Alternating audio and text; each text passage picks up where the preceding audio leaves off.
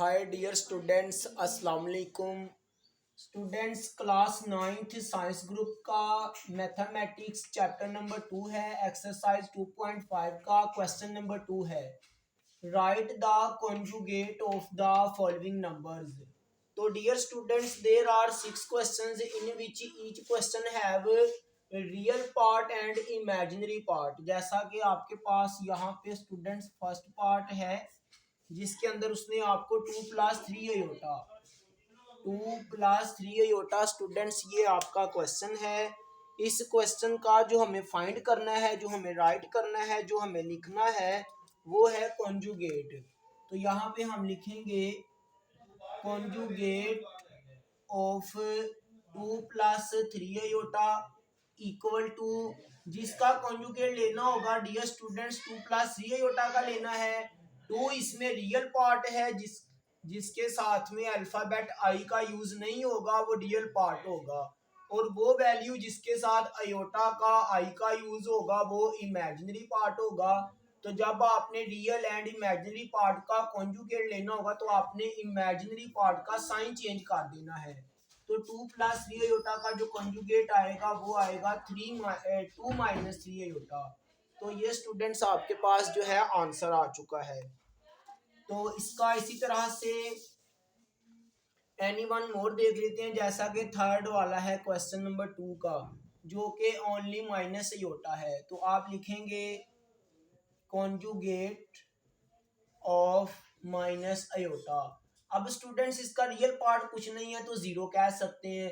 तो जब आप जीरो माइनस अयोटा का कॉन्जुगेट लेंगे, मीन के माइनस अयोटा का कॉन्जुगेट लेंगे तो प्लस अयोटा आ जाएगा। तो डियर स्टूडेंट्स, यू नो कि जब किसी वैल्यू के साथ कोई साइन नहीं होता वहां पे प्लस ही होता है। तो माइनस अयोटा का जो कॉन्जुगेट है वो ओनली अयोटा आ जाएगा, यानी पॉजिटिव अयोटा आ जाएगा। ये आपका आंसर है। तो नेक्स्ट देख लेते हैं एनी वन मोर, इसका जो है लास्ट देख लेते हैं जो कि अयोटा -3 है। 6 वाला है अयोटा -3। तो इसी तरह से हम स्टेटमेंट लिख लेते हैं conjugate of iota -3 equal to. अब डियर स्टूडेंट्स, यहाँ पे जो आपके पास इमेजिनरी पार्ट है वो अयोटा है जो कि पॉजिटिव है। तो इसका जब कॉन्जुगेट लेंगे तो इसको नेगेटिव कर देंगे, माइनस अयोटा -3। रियल पार्ट का आप साइन चेंज नहीं करेंगे, रियल पार्ट जो भी होगा वो एज इट इज आ जाएगा। तो अयोटा -3 का जो कॉन्जुगेट है वो है माइनस अयोटा -3। तो डियर स्टूडेंट्स, ये हमारा क्वेश्चन नंबर 2 जो है कंप्लीट हुआ जाता है। इसके जो है 3 क्वेश्चंस मैंने बोर्ड पे सोल्व कर दिए हैं, रिमेनिंग 3 आप खुद कीजिएगा, प्रैक्टिस कीजिएगा तो अच्छा हो जाएगा। तो स्टूडेंट्स, क्वेश्चन नंबर 3 देखते हैं। क्वेश्चन नंबर 3 में वो कहता है, write the real and imaginary part of the following numbers. Right the real and imaginary write the real and imaginary part of the following numbers। तो डियर स्टूडेंट्स, यहाँ पे आपके पास इसमें भी 6 क्वेश्चंस हैं। अब इसमें जस्ट आपको real part and imaginary part जो है उनको अलग अलग करना है। जैसा कि फर्स्ट वाला पहले देखते हैं। फर्स्ट वाले में आपके पास है 1+अयोटा। तो डियर स्टूडेंट्स, इसमें जो 1 है जिसके साथ में आई का अयोटा का यूज नहीं है, ये आपके पास रियल पार्ट होगा। बिफोर पिछले क्वेश्चन में मैं बता चुका था। तो हम यहाँ पे लिखेंगे रियल पार्ट ऑफ 1+अयोटा इक्वल टू 1। फिर लिखेंगे इमेजिनरी पार्ट ऑफ 1+अयोटा इक्वल टू अयोटा। इसमें कोई साइन चेंज नहीं करोगे, वो वैल्यू जिसके साथ में अयोटा का आई का यूज होगा वो इमेजिनरी पार्ट होगा, जिसके साथ में अयोटा का आई का यूज नहीं होगा वो आपका रियल पार्ट होगा। तो इसका नेक्स्ट देखते हैं, थर्ड वाला -3 अयोटा +2। थर्ड वाले में है -3 अयोटा +2। तो इसी तरह से पहले हम लिखेंगे real part of -3 iota +2 equal to 2 आ जाएगा।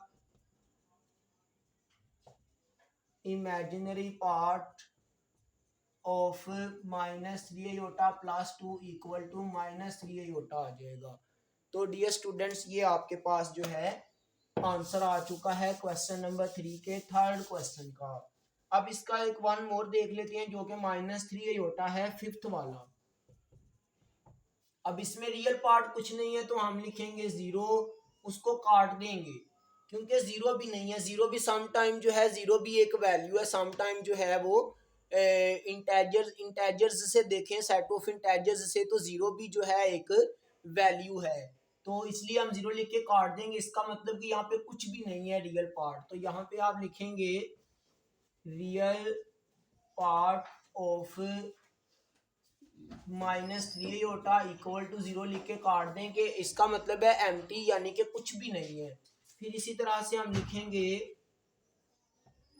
Imaginary part of -3 iota equal to -3 iota, तो -3 आयोटा जो है यही इमेजिनरी पार्ट है जी। तो डियर स्टूडेंट्स क्वेश्चन नंबर 2 को हमने देखा जिसमें आपको कॉन्जुगेट लिखना था, क्वेश्चन नंबर 3 देखा जिसमें आपने रियल एंड इमेजिनरी पार्ट बताने थे।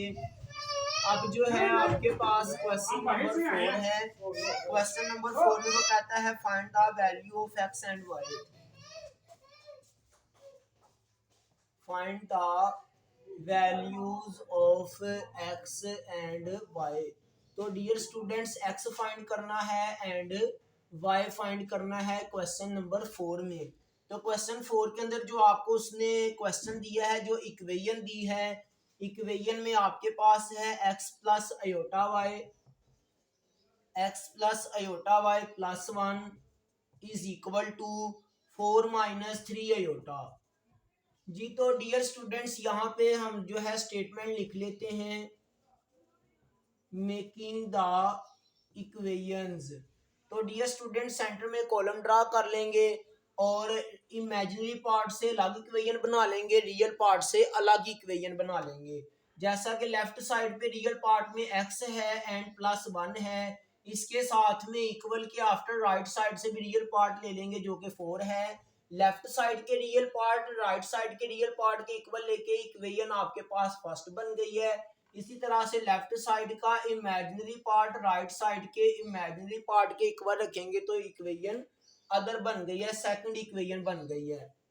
तो प्लस का एक्स जो है लेफ्ट साइड पे राइट साइड पे ले जाएंगे लेफ्ट साइड से, तो माइनस के 1 हो जाएंगे, सॉरी लेफ्ट साइड से प्लस के 1 राइट साइड पे जाके माइनस के हो जाएंगे, तो 4 से 1 माइनस करेंगे 3 जो है एक्स की वैल्यू आ जाएगी, जो कि उसने कहा था एक्स की वैल्यू एंड वाई की वैल्यू फाइंड करें। तो डियर स्टूडेंट्स वाई के साथ में जो योटा मल्टीप्लाई हो रहा है उधर जाके जो है वो डिवाइड हो जाएगा, योटा योटा से कट जाएगा, तो y इक्वल टू -3 आके आ जाएगा। तो डियर स्टूडेंट्स यहाँ पे आपके पास जो सोल्यूशन सेट में आंसर में आएगा 3 एंड -3 जी। तो स्टूडेंट्स आज के लेक्चर में हमने एक्सरसाइज 2.5 के क्वेश्चन नंबर 2 को, क्वेश्चन नंबर 3 को एंड क्वेश्चन नंबर 4 को जो है डिस्कस किया है। क्वेश्चन नंबर 2 में जस्ट आपको जो है कॉन्जुगेट लेना था जिसमें हम इमेजिनरी पार्ट का साइन चेंज कर देते हैं, रियल पार्ट का साइन चेंज नहीं होता। फिर उसके बाद हमने क्वेश्चन 3 को देखा जिसमें आपने रियल पार्ट को बताना था और इमेजिनरी पार्ट को बताना था कि गिवन क्वेश्चन में आपके पास रियल पार्ट क्या है, मीन के रियल वैल्यू क्या है एंड इमेजिनरी वैल्यू क्या है। उसके बाद क्वेश्चन 4 जो कि आपके पास इक्वेशन फॉर्म में था, इस इक्वेशन में के अंदर जो है लेफ्ट साइड और राइट साइड पे जो है मिक्स वैल्यू थी, इमेजिनरी भी एंड रियल भी। तो x की और y की वैल्यू फाइंड करनी थी, तो आपने लिखा मेकिंग द इक्वेशंस। आपने लेफ्ट साइड की रियल को जो है राइट साइड की रियल के लेके इक्वल जो है x की वैल्यू फाइंड कर ली है इक्वेशन बना के। फिर इसी तरह से आप इसके नीचे भी कर सकते हैं, चाहे तो सेंटर में कॉलम ड्रा करके इसी तरह से कर लो जिस तरह से मैंने किया है कि इमेजिनरी पार्ट के साथ इमेजिनरी पार्ट को लेके आपने y की वैल्यू फाइंड कर ली है जी। अल्लाह हाफिज।